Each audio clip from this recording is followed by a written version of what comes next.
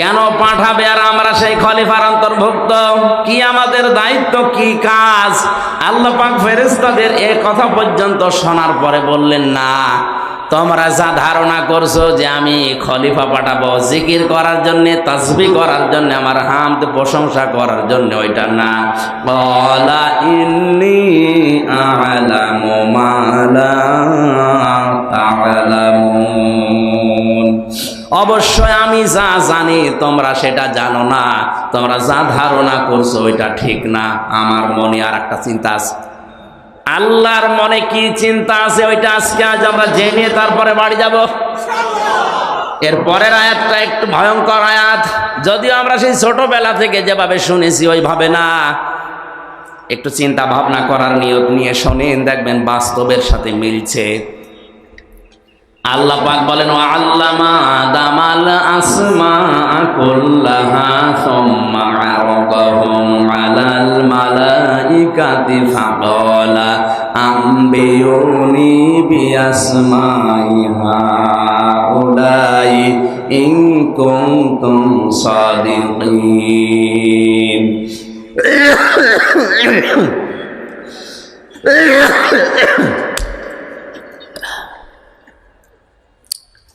আমি আদমকে সমস্ত নাম শিক্ষা দিয়েছি। এই নাম বলতে আমরা অনেকেই মনে করি গরু, ছাগল, আলু, পটল, ঝিঙা, বিছে, এই নাম নাকি? অবশ্যই না। আপনি জানেন আলেম বসে আছে এখানে, এনারা কথা বলেন না। আল্লাহ কি আসমা বহু বচন দিয়ে আমি আদমকে নাম শিক্ষা দিয়েছি বলে আলু, পটল, ঝিঙা, বিছা এই শিক্ষা দিয়েছে? কারণ যিনি ক্লাস নিচ্ছেন তিনি সরাসরি আল্লাহ। সামনে যারা বসে আছে এরা কারা? কত বড় গুরুত্বপূর্ণ ক্লাস! ফেরেশতারা ক্লাস করছে, ক্লাস নিচ্ছেন স্বয়ং শিক্ষক হয়ে আল্লাহ। এত বড় একটা বিশাল ক্লাসে আল্লাহ আলু, পটল, ঝিঙা, বিছা এই জিনিস শেখাবে আদম আলাইহিস সালামকে না। শুধু এই জিনিস শিক্ষা দেওয়ার জন্য আসমা আল্লাহ ব্যবহার করেননি। এটা আল্লামা আদম আল আসমার ব্যাখ্যায় আমি আধুনিক তাফসীরে পেয়েছি। দুনিয়ায় যত ন্যায় কাজ আছে, ন্যায়ের আদেশ, যত অন্যায় কাজ আছে, অন্যায়ের নিষেধ, এগুলো সব আসমা এর ভেতরে ছিল। তার মানে ভালো ভালো কাজের আদেশ, অন্যায় কাজের নিষেধ করার জন্যে যত রকমের শিক্ষা লাগে, আইন লাগে, কৌশল লাগে, পদ্ধতি লাগে, নিয়ম নীতি লাগে, সব আল্লাহ আদমকে ওই দিন তার ব্রেনের ভেতরে ঢুকিয়ে দিয়েছেন। এই জন্য মানুষ জন্মগতই ভাবে এমনিতেই জানে যে এটা ভালো, এটা মন্দ। ওই শিক্ষাটা ওই যে আদম আলাইহিস সালামকে দিয়েছিল, ওনার পৃষ্ঠদেশ থেকে যেহেতু আমরা বের হয়েছি, ওইটা স্বাভাবিকভাবে বাবার পক্ষ থেকে আমরাও পেয়ে গেছি। হযরত আদমকে আল্লাহ সমস্ত ন্যায়ের শিক্ষা, অন্যায়ের শিক্ষা দিয়ে দিয়েছিলেন এই এক ক্লাসে। কারণ গুরুত্বপূর্ণ ক্লাস ছিল। শুধু আলু, পটল, এই ঝিঙ্গা, গরু, ছাগল এগুলোর নাম যদি শেখাবে, এতে অত বড় ক্লাস নেওয়ার দরকার ছিল না। এই ক্লাস নেওয়ার পরে মহান আল্লাহ ফেরেশতাদের সামনে বললেন, বলো দেখি এই যে আইন তৈরি করার যে নিয়ম নীতি, দুনিয়া চালাতে গেলে এগুলো কিছু জানো কিনা? ফেরেশতারা কিছুই বলতে পারে নাই। আদমকে আল্লাহ একবারে তার ব্রেনে ঢুকিয়ে দিয়েছিলেন যে দুনিয়া চালাতে আইন লাগে। কি লাগে? বলেন বলেন। খলিফার কাজ যতগুলো, 7টা আমি পেয়েছি, তার ভেতরে অন্যতম হচ্ছে খলিফারা আল্লাহর আইনগুলো দুনিয়ায় বাস্তবায়ন করবে। এটা খলিফার কাজ। আর এটা পেয়েছিল কোন সময়? ওই যে যখন আদমকে বানিয়ে 36 হাত মোটা, 60 হাত লম্বা করে বানিয়ে ফেলে রেখেছে। রুহটা দেওয়ার পরে আমার আল্লাহ প্রথম ক্লাসে এটা দিয়েছে তার ব্রেনের ভেতরে, মেধার ভেতরে। ওইটা আমরা আদমের সন্তান হিসাবে পর্যায়ক্রমে এমনিতে পেয়ে গেছি। জোরে বলেন আল্লাহু আকবার।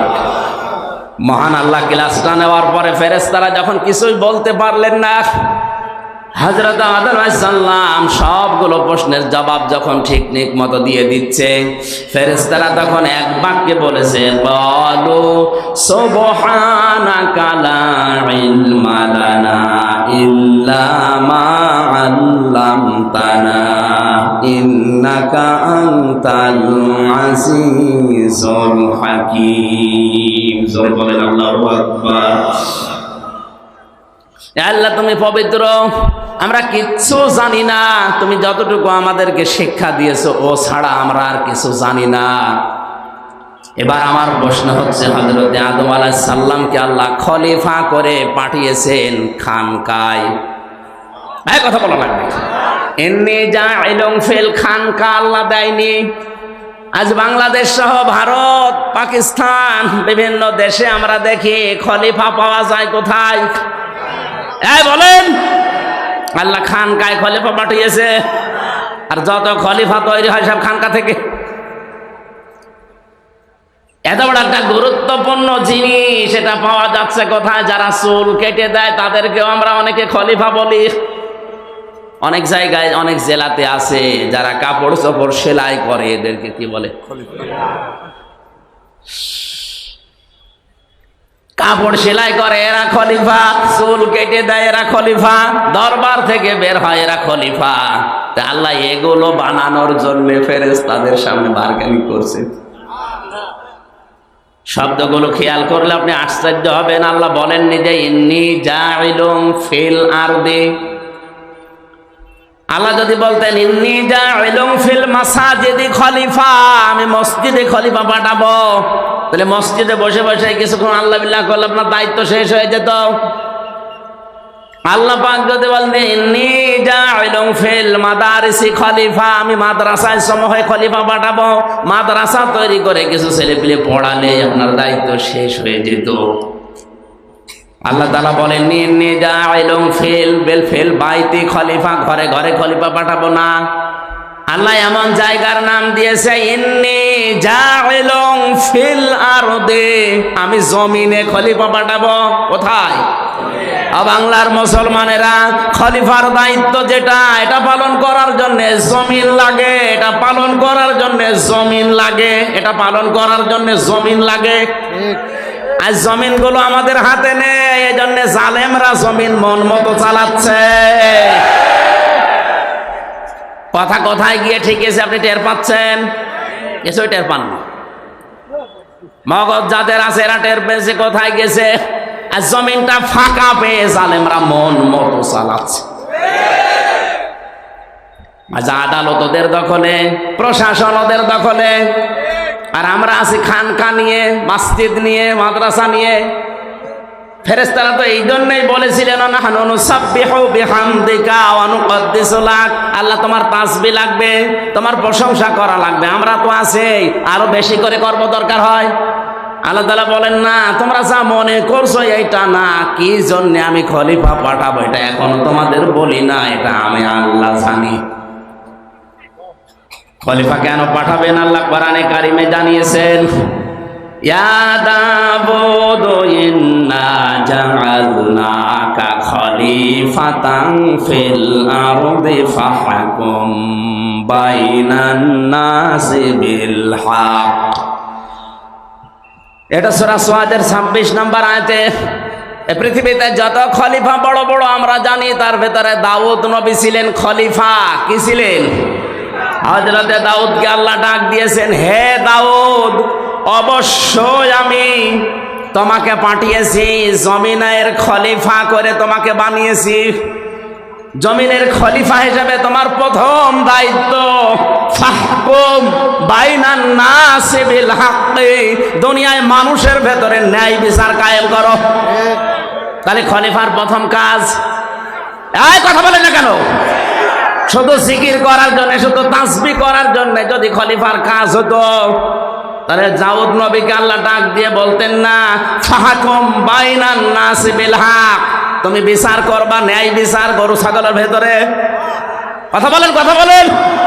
মাছের ভেতরে, পশু পাখির ভেতরে, কার ভেতরে? বাইনান নাস, কেমন বিচার করবা? মানুষের ভেতরে বিল হক, সত্য বিচার। আজ ন্যায় বিচার নেই, এই কারণে মামুনুল হক জেলে। ন্যায় বিচার নেই, এই জন্যে মাওলানা রফিকুল ইসলাম খান জেলে। ন্যায় বিচার নেই, এই জন্যে ডাক্তার শফিকুর রহমান জেলে। ন্যায় বিচার নেই, এই জন্য আমিও বেকার 3 বছর অন্ধকারে থেকে আসি। খলিফার প্রথম কাজ ছিল এটা। আজ যদি বাংলাদেশে আমরা যারা আল্লাহর বান্দা দাবি করছি যদি খেলাফত বা খলিফার দায়িত্ব পালন করতে পারতাম, জালেমরা জুলুম করে পার পেত না। আমরা আছি শুধু খানকা নিয়ে। সুবহানাল্লাহ, সুবহানাল্লাহ। সুবহানাল্লাহ মানে কি? হ্যাঁ, আল্লাহ পবিত্র। সুবহানাল্লাহ মানে আল্লাহ পবিত্র আছে। আল্লাহর আইন যেখানে না থাকে, মানুষের তৈরি করা আইন ওই জায়গায় চললে ওটা অপবিত্র হয়ে যায়। আর এটা সবচাইতে বড় জুলুম। কালিমাতুল্লাহি হিয়াল উলিয়া, আল্লাহর বাণী থাকা দরকার উপরে। এদেশের সবচাইতে বড় উঁচা জায়গা আমরা জানি সংসদ। ওখানে আল্লাহর কালেমা যদি না থেকে মানুষের তৈরি করা আইন, ওখানে বড় জুলুম। আল্লাহ রাব্বুল আলামিন দাউদ নবীকে ডাক দিয়ে বলেছিলেন, মানুষের ভেতরে ন্যায় বিচার করবা, ওয়ালা তাত্তাবিউল হাওয়া, মন মতো বিচার করা যাবে না, অনুসরণ করা যাবে না নিজের নফসকে। আজ আমাদের অধিকাংশ খলিফা যারা দায়িত্ব পালন করছে, এদের মন যা চায় তাই করে। উচিত কথা বললে তো আবার আমার গায়েও আসবে। মন চেয়েছে তোর ভোটও লাগবে না, বিনা ভোটে আমি হয়ে যাবো, যা, কিছু করার নেই। মন চাচ্ছে তাই করে ফেললাম।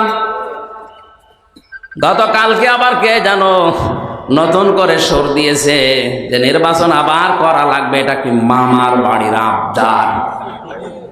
কি হয়েছে কি? আমিও তো দিতে পারলাম না। 18 কোটি মানুষের ভেতরে তো আমিও একজন। কয় আমি তো দিতে পারলাম না, 33 বছর বয়স আমার, আমি বলবো না কেন যে আরেকবার দেওয়া লাগবে? আর এইটা বললে যদি কেউ বলে এটা কি মামা বাড়ির আবদার, কোরআনে কারিমের শুধু সওয়াবের নিয়তে পড়েই যাচ্ছি, শব্দগুলো নিয়ে একবারও চিন্তা করে না। আল্লাহ খলিফা হিসাবে খানকায় আমাদের পাঠাননি, মাদ্রাসায় মসজিদে বাইতে পাঠাননি, পাঠিয়েছেন জমিনে। জমিন যতদিন পর্যন্ত আমরা হাতে নিতে না পারবো, আল্লাহর কসম জুলুম বন্ধ হবে না। ন্যায় বিচার করা লাগবে গরু ছাগলের ভেতরে। কার ভেতরে? বলেন বলেন বলেন। মন মতো বিচার করা যাবে? হ্যাঁ, বলেন না কেন? 33 বার আমার মামলাটা উঠেছে। আমার একটা মামলা 33 বার ওঠার পরেও সিএমএম কোর্ট, জজ কোর্ট, হাইকোর্ট, এত বড় জায়গায় যাওয়ার পরেও যদি বলে যে আমার কিছু করার নেই, নির্দেশ লাগবে, তা আপনি কেন ওই চেয়ারে বসে আছেন? আপনি ভ্যান চালাতে পারেন না? আপনি কিসের খলিফার দায়িত্ব পালন করছেন আমার তো বুঝে আসে না। এজন্য খেলাফতের একটা গুরুত্বপূর্ণ একটা দায়িত্ব। হযরতে দাউদ নবীকে আল্লাহ একটা করে বলেছিলেন, মন মতো কিছু করা যাবে না, যদি করেন কি করব জানেন? ফায়ুদিল্লুকা আন সাবিলিল্লাহ, আপনাকে আমি আল্লাহ আমার পথ থেকে সরিয়ে দেব। আজ বিচার ব্যবস্থা থেকে শুরু করে বিভিন্ন জায়গায় 1734 জন মানুষ দায়িত্বে আছে। এরা আজ মন মতো কাজ করার কারণে আল্লাহর পথ থেকে আল্লাহ নিজে তাদের সরিয়ে দিয়েছে। দাল্লা ইউবিল্লু, আদাল্লা ইউবিল্লু ভাবে ইফআল থেকে আসার কারণে অর্থ হয়েছে আল্লাহ নিজে আপনাকে সরিয়ে দেবে যদি মন মতো বিচার করেন। এতটুকু আল্লাহ শেষ করেননি। ইন্নাল্লাযীনা ইউযিল্লুনা আন সাবিলিল্লাহি লাহুম আযাবুন শাদীদ বিমা নাসু ইয়াউমাল হিসাব। নিশ্চয় যাদেরকে আল্লাহ তার পথ থেকে সরিয়ে দিয়েছে তাদের জন্য যন্ত্রণাদায়ক আযাব আল্লাহ রেডি করে রেখেছেন। সুতরাং মন মতো যারা বিচার করে মানুষের উপরে জুলুম করছেন, অবশ্যই আল্লাহ আপনাকে তার পথ থেকে সরিয়ে সামনে কঠিন আযাব দেওয়ার জন্য তৈরি করছে। আল্লাহর আযাব থেকে নিজেকে মুক্ত করার জন্য চেষ্টা করেন, সময় আছে এখনো। বিমান আসয়াউমাল হিসাব, কারণ আপনারা আসল বিচারের দিন ভুলে গেছেন। আসল বিচারের দিন যেটা, এটা ভুলে যাওয়ার কারণে আজ আমরা ন্যায় বিচার থেকে হাজারো মানুষ বঞ্চিত। কথা বলে ঠিক কিনা? খলিফার দায়িত্ব কারে বলে? সুম্মা জাআলনাকুম খলাইফা ফিল আরদি। আল্লাহ রাব্বুল আলামিন বলেন কোরআনে কারিমে সূরা ইউনূসের ভেতরে আছে, সুম্মা জাআলনাকুম খলাইফা ফিল আরদি মিন বা'দিহিম লিনানজুরা কাইফা তা'মালুন। পৃথিবীতে তোমরা কি করো তা দেখার জন্য তাদের পরে আমরা তোমাদেরকে পৃথিবীতে খলিফার দায়িত্ব দিয়ে পাঠালাম।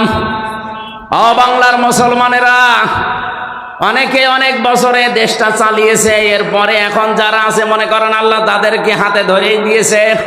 এমনি এমনি খেলা করার জন্য দেয়নি, আল্লাহ দিয়েছেন সুম্মা জাআলনাকুম খলাইফা ফিল আরদি মিন বা'দিহিম। এদের পরে এই দায়িত্বটা আল্লাহ আপনাদের দিয়েছেন লিনানজুরা কাইফা তা'মালুন। আল্লাহ দেখতে চায় যে তোমরা কেমন কাজ করো। 50 বছরে কেউ তো আল্লাহর আইনগুলো একটাও প্রতিষ্ঠা করলো না। এখন যারা আছে 20 বছর মনে করেন একাধারে থাকবে, অন্তত লিনানজুরা কাইফা তা'মালুন। এরা কি কাজ করে আল্লাহর আয়াত নিয়ে, আল্লাহর কোরআন নিয়ে, আল্লাহর বিধান নিয়ে খেলাফতের দায়িত্বটা খলিফা হিসাবে কেমন করে পালন করে, এটা আল্লাহ দেখতে চান। আল্লাহ তো দেখতে চান, আর আমরা দেখাচ্ছিও। শিক্ষা ব্যবস্থা থেকে আল্লাহর নামগুলো তুলে দিয়ে আরো দেবতাকে সামনে বসিয়ে পূজা করা শিখাচ্ছি। আমি কি বেশি বলে ফেললাম? খলিফার দায়িত্ব কেমন করে পালন করা লাগে, এক একটা কথার ভেতরে আমার মনে হয় লক্ষ লক্ষ কথা লুকিয়ে আছে। যত গবেষণা করবেন, যত টান দেবেন, নতুন তথ্য পাবেন আপনি। হযরতে ওমর আমাদের পূর্বপুরুষ, তিনিও খলিফা ছিলেন নাকি ছিলেন? বলেন বলেন। খলিফার দায়িত্ব ন্যায় বিচার করা। কেমন ন্যায় বিচার করেছিলেন? তার সন্তান আবু শামার বিরুদ্ধে একটা মামলা হয়েছে তার দরবারে। হযরতে ওমর বাড়িতে আসার পরে দেখলেন আবু শামা খাবার খাচ্ছে। ডাক দিয়ে বলে, আবু শামা জলদি খেয়ে নাও, তোমার একটা বিচার আছে। যেই বলেছে ওর খাবার গেছে বন্ধ হয়ে। ডাক দিয়ে বলছে, আব্বা আপনি বিচার করেন, আমার আর খাওয়া লাগবে না। বাবাও যেমন সন্তানও বানিয়েছিল এরকম, আর আমরা বাবাও যেমন সন্তান এরকম 2 নাম্বার। কথা বলা লাগবে। এমন সন্তান দুনিয়ায় রেখে যাচ্ছে, নিজে লাল পানি খেত, আরে বাবা খায়। স্ত্রী জিজ্ঞাসা করছে, খলিফাতুল মুসলিমিন কি হয়েছে? বলে, একজন মেয়ে লোক এসে আমার দরবারে বিচার দিয়েছে, তার নাতিকে নাকি আমার ছেলে ধর্ষণ করেছে। হযরত ওমরের স্ত্রী কথাটা শোনার পরে বিচলিত হয়ে পড়লেন। চিন্তা করলেন, এত স্বাভাবিক মানুষ না, কোরআন দিয়ে আল্লাহর আইন ছাড়া তো বিচার করবে না। সঙ্গে সঙ্গে মিটমাট করার জন্য পেছনের দরজা দিয়ে চেষ্টা তিনিও চালিয়েছিলেন। বলছিলেন, টাকা পয়সা দিয়ে অন্তত মেয়েটাকে ম্যানেজ করা যায় কিনা দেখেন, আমার যা আছে আমি সব দিয়ে দেব।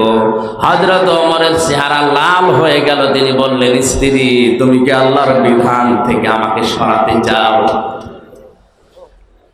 ছেলেকে ডাক দিয়ে বললেন, তোমার বিরুদ্ধে যে অভিযোগটা এটা কি সত্য? বলে, হ্যাঁ, বন্ধুদের পাল্লায় পড়ে নাবিজ খেয়েছিলাম, মাতাল হয়েছিলাম, দিকদাড়া ঠিক রাখতে পারি নাই, মস্তিষ্ক বিকৃত হয়ে গিয়েছিল, এই জন্য আমি আবেগে পড়ে কাজটা করে ফেলেছি, দয়া করে আপনি আমারে মাফ করে দেন। হযরত ওমর সন্তানের দিকে তাকিয়ে বলে, বাবা তুমি আমার কাছে না, মাফ চাইলে আল্লাহর কাছে চাও। বিচার যেটা আছে আমি কোরআন দিয়ে করবই, কিয়ামতে আমি তোমারে বাঁচাতে চাই। প্রধান বিচারপতিকে ডাক দিয়ে, কাজীকে ডাক দিয়ে বললেন, বিচার শুরু করো। জল্লাদ আরম্ভ করেছে চাবুক মারা। 100টা চাবুক মারা লাগবে। সূরা নূরের ভেতরে আল্লাহ রাব্বুল আলামিন আয-যানিয়াতু ওয়াজ-যানি ফাজলিদু কুল্লা ওয়াহিদিম মিনহুমা মিয়াতা জালদা। জেনার যে বিচার ব্যবস্থা আছে, এই আয়াত পড়ার পরে শুরু হয়ে গেল। 80টা বেত মারা হয়ে গেছে, তাও চামড়ার চাবুক দিয়ে। সন্তান বেহুশ হয়ে গেছে, স্ত্রী এসে পা জড়িয়ে বলে, স্বামী আজকের মতো এর মাফ করে দেন, আগামীতে আবার কালকে বাকিটা মারবেন। হযরত ওমর বলে, স্ত্রী কোরআনের আয়াতের ভেতরে ওয়ানে কি নেই? হ্যাঁ, মিয়াতা অজালদানে। আল্লাহ যেহেতু বিরতি দেয়নি, আমি কি করে বিরতি দেই? আমার মায়া কি আল্লাহর চাইতে বেশি? বাধা দিও না, মারতে থাকো। 80টা মারার পরে মুখ দিয়ে রক্ত ওঠার পরে প্রায় মরার উপক্রম হয়ে গেছে, কিন্তু বাকিটা তো মারা লাগবে। মারা গেছে। মারা যাওয়ার পরে নিজের সন্তানকে ধোয়ালেন, কবরের ভেতরে রাখার পর মাটি দিয়ে বললেন, আব্দুল্লাহ বিদায় করে দিলাম, দুঃখ পেও না। আল্লাহ যদি দুনিয়ায় কোনো পাপের শাস্তি কোরআন দিয়ে হয়ে যায়, ওই পাপের জন্য কিয়ামতে আল্লাহ ডবল করে আর বিচার করে না। তোমারে আমি শাস্তি দিয়ে বিদায় করে দিলাম। বিচারককে বললেন, এবার আপনি চাবুক আমার হাতে দেন। চাবুকটা হাতে নিয়ে কবরের পাশে দাঁড়িয়ে বললেন, আল্লাহ মিয়াতা জালদা দিয়েছে, 100টা মারার জন্য আল্লাহর নির্দেশ ছিল, 80টা মারার পরে তো মারা গেছে, বাকি 20টা কে খাবে? কবরের পরে তিনি জোরে জোরে চাবুক মারা আরম্ভ করলেন। 1টা 2টা করে 20টা মেরে তিনি 100টা পরিপূর্ণ করলেন। কবরের মাটিগুলো দুই দিক থেকে ছড়িয়ে যাচ্ছিল। চোখের পানি ফেলে দিয়ে বললেন, রব্বুল আলামিন, আমারও মায়া লাগছিল বাবা হিসাবে, তোমার আইনের দিকে তাকিয়ে আমি আর মায়াটা করি নাই। দুনিয়ায় এই আয়াত দিয়ে বিচার করে দিলাম, অন্তত সূরা নূরের এই 2 নাম্বার আয়াত যেন কিয়ামতে আমি ওমরের বিরুদ্ধে না যাই। এই মন মানসিকতা নিয়ে বাংলার যারা বিচারপতি আছে, বাংলার যারা প্রশাসন আছে, 1734 জন যারা দায়িত্বে আছে, এই মানসিকতা নিয়ে যদি আজকে থেকেই দেশ চালানো আরম্ভ করে, আল্লাহর কসম এই দেশে খলিফার দায়িত্ব পালন হবে।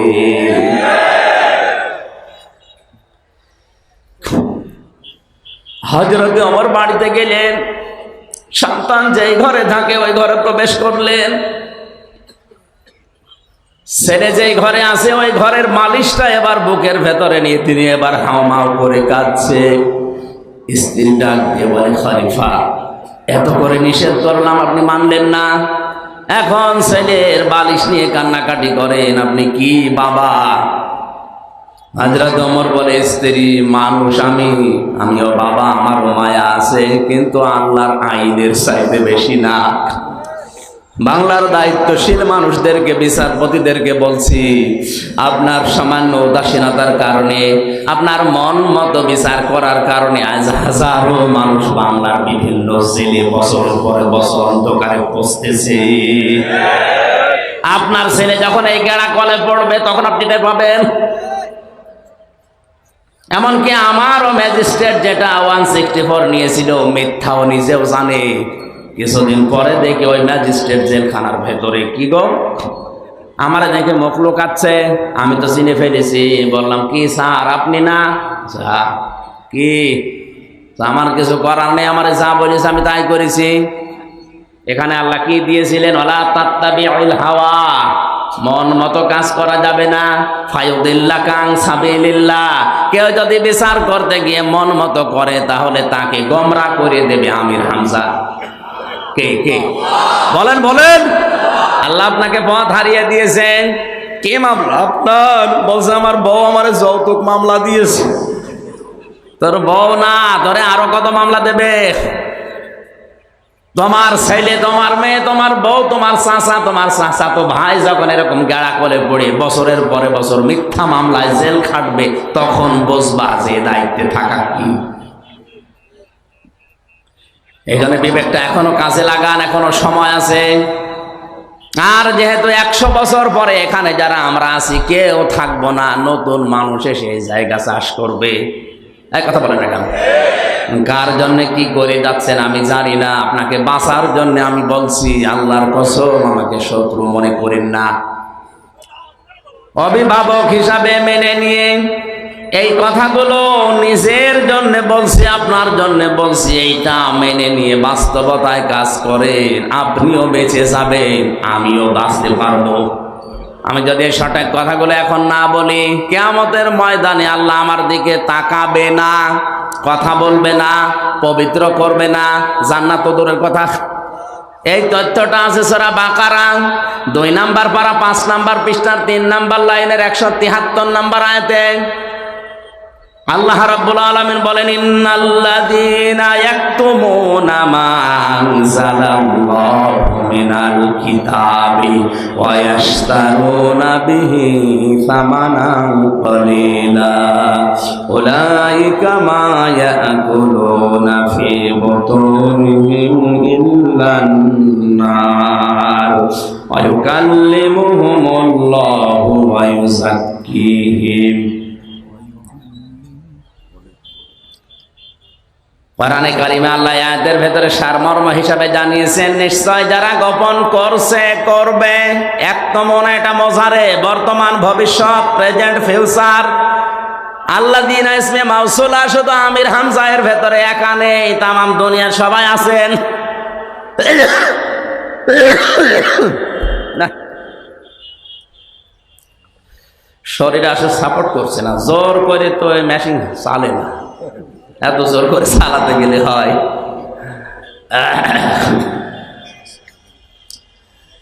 আল্লাহ পাক বলেন, নিশ্চয় যারা বর্তমানে করছে ভবিষ্যতেও করবে, যা আমি আল্লাহ আমার কোরআনে নাজিল করেছি, দুনিয়ার কিছু স্বার্থ পেয়ে অল্প মূল্যে এগুলো চেপে রাখে, গোপন করে বিক্রি করে। উলাইকা মা ইয়াকুলুনা ফি বুতুনিহিম ইল্লান নার ওয়া লা ইউকাল্লিমুহুমুল্লাহু ইয়াওমাল কিয়ামাতি ওয়া লা ইউযাক্কিহিম ওয়া লাহুম আযাবুন আলীম। কতগুলো শাস্তির কথা দেখেন। কিয়ামতের দিন আমি আল্লাহ তাদের সাথে কথা বলবো না, তাদের পবিত্র করব না, তাদের জন্য কঠিন আযাব আমি আল্লাহ রেডি করে রাখছি। এবং কি ওরা দুনিয়ায় যে হাদিয়া তওফা, যে বেতন ভাতা, যে নজর নিয়াজ পায়, এগুলো দুনিয়ার কোনো সম্পদ না, সব জাহান্নামের আগুন। উলাইকা মা ইয়াকুলুনা ফি বুতুনিহিম ইল্লান নার, এগুলো আগুন ছাড়া আর কিছু না। সুতরাং মানুষের উপরে অবিচার করে, ঘুষ খেয়ে 10 লক্ষ টাকা না নিলে তোর জামিন নেই, এ কথা বলে যারা এই টাকা নিয়ে বড় বড় মাছ কিনে বাড়িতে নিয়ে যান, ওটা মাছ না, ওটা আল্লাহর ভাষায় আগুন। কালকে এটা বিচারকদের উদ্দেশ্যে ছেড়ে দেবেন, যারা প্রশাসনে আছে তাদের জন্য, যারা বিচার ব্যবস্থায় আছে তাদের জন্য ছেড়ে দেন। অন্তত ওদের মগজ যদি মাথায় থাকে, যদি হেদায়েত কপালে থাকে, আল্লাহর এই আয়াতটাই যথেষ্ট। আর যদি হেদায়েত না থাকে, আয়াত না পুরা কোরআন শরীফ গলিয়েও যদি খাওয়ান, অন্তত ফিরবে না। আল্লাহর কাছে দোয়া করছি, কামনা করছি, আল্লাহ যেন এই মানুষগুলোকে হেদায়েত দান করেন, এদের মন মানসিকতা ইসলামের দিকে ফিরিয়ে দেন। জোরে বলেন আমিন।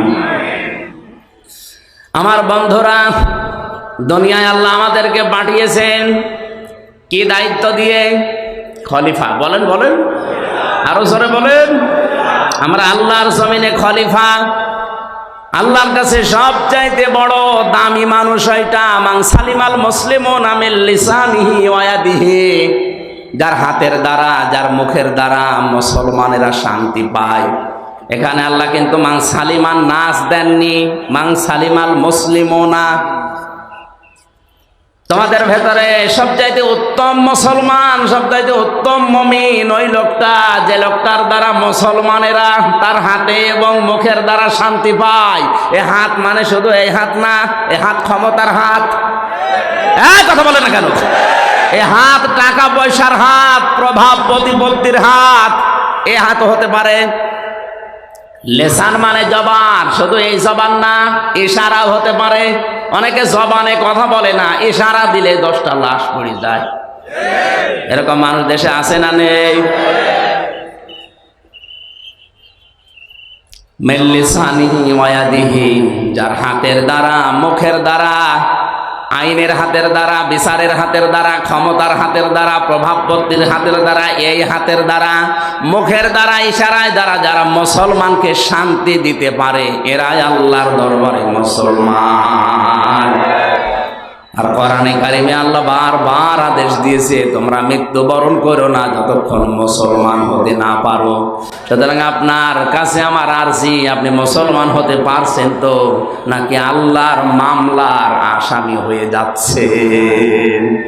সূরা সূরার 42 নম্বর আয়াতটা আমার কাছে ভয়ঙ্কর লাগে।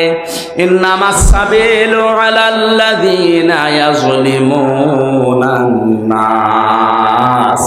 আল্লাহ পাক বলেন আমি আল্লাহর মামলা, আমি আল্লাহর অভিযোগ, আমি আল্লাহ কেস করব তাদের বিরুদ্ধে দুনিয়ায় মানুষ হয়ে যারা মানুষের উপরে জুলুম করে।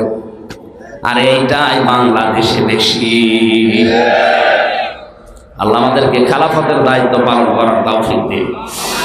ওয়াল্লাযী জাআলাকুম খালাইফাল আরদি ওয়া রাফা'a বা'দাকুম ফাওকা বা'দিন দারাজাতিল লিয়াবলুয়াকুম ফীমা আতাকুম ইন্না রাব্বাকা সারিউল ইকাবি ওয়া ইন্নাহু লাগাফুরুর রহিম।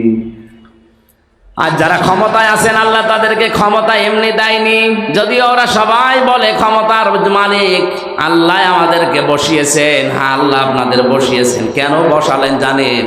একজনের উপর আর একজনকে আল্লাহ প্রাধান্য দিয়ে আপনাদের বসালেন।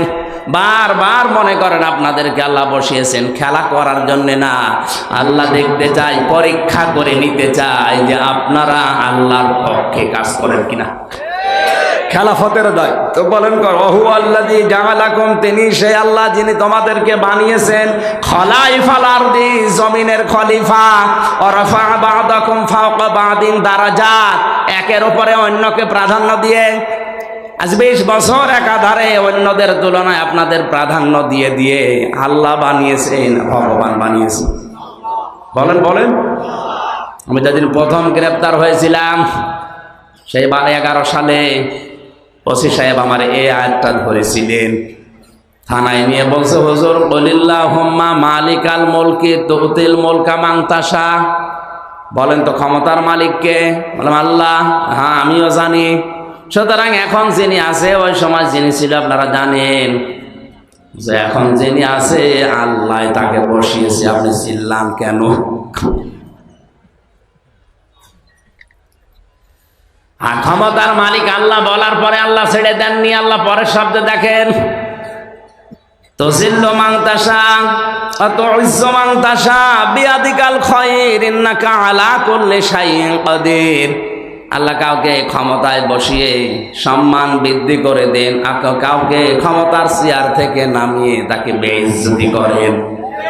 এই আয়াতের ভেতরে কিন্তু তাফসীরে আমি এটা পাইনি যে ক্ষমতা দিলেই তাকে সম্মান দেওয়া হয় না। অনেককে আল্লাহ ক্ষমতায় বসিয়েও জুতা পিটা খাওয়াইছে। বুশ কথা বলে না কেন? এর আগে যে বাবা ছিল নমরুদ, ওর জুতা পিটা খাওয়ায়নি? সুতরাং ক্ষমতা পেয়ে লাভ দেওয়া যাবে না। অনেককে আল্লাহ ক্ষমতায় বসিয়েও বেইজ্জতি করেছে, কারণ ক্ষমতার চেয়ার আর ফাঁসির চেয়ার পাশাপাশি। এজন্য এখানে থেকে আমাদের উল্টাপাল্টা লাভ দেওয়া যাবে না।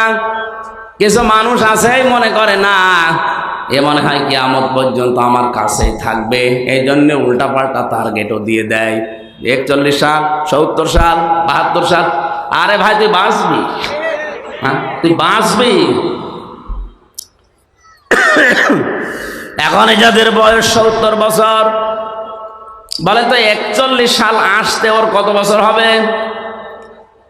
ওর তো আর বাঁচার কথা না, কারণ বাংলাদেশের গড় আয়ু যা, এমনিতে আপনি বেশি দিন বেঁচে গেছেন, আপনার মরা দরকার। তারপরেও যদি আপনি উল্টাপাল্টা টার্গেট দেন, আর মরণের ভয় তো আপনার নেই।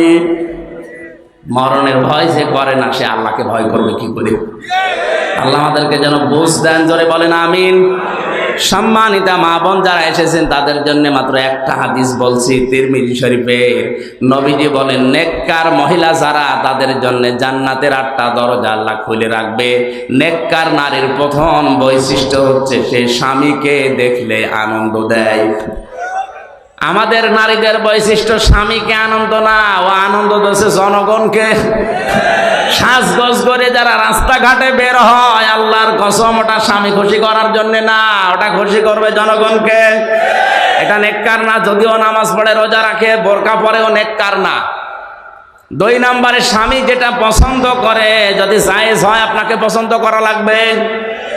স্বামীর জায়েজ হুকুম যেটা জীবন থাকতে আপনাকে মানা লাগবে। স্বামীর যে সম্পদ, স্বামীর যে সন্তান, এগুলো আপনাকে হেফাজত করা লাগবে ইসলামী কায়দায়। আল্লাহ মেয়েদেরকে 4টা কাজ করে দুনিয়া থেকে বিদায় নেওয়ার তৌফিক দিন। আমার এই গলার দিকে শরীরের দিকে তাকিয়ে আমি শেষ করে দিচ্ছি। আগামীতে যদি আসি কথা হবে সুস্থ থাকলে। আমিন। সভাপতির কাছে আমি অনুমতি চাচ্ছি, মানে কিছু কথা বলার পরে আমরা মোনাজাতের মাধ্যমে শেষ করব। 12টা বাজে তো, এত রাত পর্যন্ত আর কথা বলা ঠিক হবে না। আল্লাহুম্মা আমিন। রব্বানা যালামনা আনফুসানা ওয়া ইল্লাম তাগফির লানা ওয়া তারহামনা লানাকুনান্না মিনাল খাসিরিন। রব্বুল আলামিন, তোমার হাজার হাজার বান্দা বান্দি বসে আছে। আমার উস্তাদ সমতুল্য কত আলেম এখানে বসে আছে। তুমি আমার মতো গুনাহগার নাখান্দাকে দিয়ে প্রায় 1.5 ঘন্টা কোরআনে কারিমের একটা আয়াত থেকে কথা বলালে, ভুল ত্রুটি যদি কিছু করে থাকি আল্লাহ তুমি মাফ করে দাও। সহিহ নিয়ত নিয়ে ইখলাসের সাথে যে কথাগুলো বোঝানোর জন্য চেষ্টা করেছি, আল্লাহ তোমার বান্দাদেরকে বোঝার তৌফিক দাও। আমি সব সময় দোয়া করি অল্প সময়ে সহজ সরল ভাষায় যেন কোরআনের কথা বুঝতে পারি, মানুষকে বোঝাতে পারি। আজকে অল্প সময়ের ভেতরে তোমার কোরআনের সূরা বাকারার 30 নম্বর আয়াত থেকে খলিফার ব্যাপারে যে কথা বলেছি, তামাম দুনিয়ার মানুষদেরকে আয়াতটা অনুধাবন করার তৌফিক দাও। তুমি আমাদেরকে খানকার খলিফা বানাওনি, তুমি আমাদেরকে মসজিদ মাদ্রাসা বাইতের খলিফা বানাওনি, তুমি খলিফা বানিয়েছো জমিনের। আল্লাহ জমিনটা আজ আমাদের হাতে নেই, এই জন্য জালেমরা এটা চাষ করছে, মন মতো করছে কাজ। তামাম দুনিয়া এখন জালেমদের হাতে। আল্লাহ তুমি জালেমদের থেকে জমিন মুসলমানদের হাতে দিয়ে দাও। আমরা যেন খেলাফতের দায়িত্ব পালন করতে পারি, সেই তৌফিক তুমি আমাদের আবার ভিক্ষা দাও। এ মাহফিলের আয়োজন করতে গিয়ে তোমার যে বান্দাগুলো শ্রম দিল এই 2 দিন, রব্বুল আলামিন এদেরকে যে মা পেটে নিয়েছে, মায়ের পেট ধন্য করে দাও। মাহফিলের প্রথম দিন যিনি ছিলেন মাওলানা মাহমুদুল হাসান, মাওলানা আশরাফ আলী, আল্লাহ তাআলা আলেমদেরকে তুমি হায়াতে তাইয়্যিবা দাও। আজকে যিনি আমার আগে কথা বলেছেন হাফেজ মাওলানা মুশতাক আহমেদ, আল্লাহ তাআলা নাম না জানা কত আলেম এখানে বসে আছে। আলেমরা সব চাইতে বড় মাসলুম। আলেমদের দিকে তুমি তোমার নজর দিয়ে তাকাও। তুমি নিজেই কোরআনে জানিয়েছো, ইন্নামা ইয়াখশাল্লাহা মিন ইবাদিহিল উলামা। আমার বান্দাদের ভেতরে আলেমরা আমাকে বেশি ভয় করে। আমি যাই হয় না কেন, অন্তত মানুষ আমার আলেম হিসাবে জানে আল্লাহকে। আল্লাহ তোমাকে ভয় করার তৌফিক দাও। আমাদের মাহফিলের সম্মানিত সভাপতি একজন আলেম, সহসভাপতি আলেম। আলেমদের জীবনের অপরাধগুলো ক্ষমা করে দাও। আলেম হিসাবে কিয়ামতে তুমি আমাদেরকে ডাক দিও। তোমার হাবিব জানিয়েছে কিয়ামতে বিচার করলেও নাকি সবার সামনে তুমি আমাদের বিচার করবা, পর্দা টাঙিয়ে গোপনে বিচার করবা। রব্বুল আলামিন, ভয় লাগে নামের আগে মাওলানা মুফতি আছে, এই কারণে কিয়ামতে না কোটি কোটি মানুষের সামনে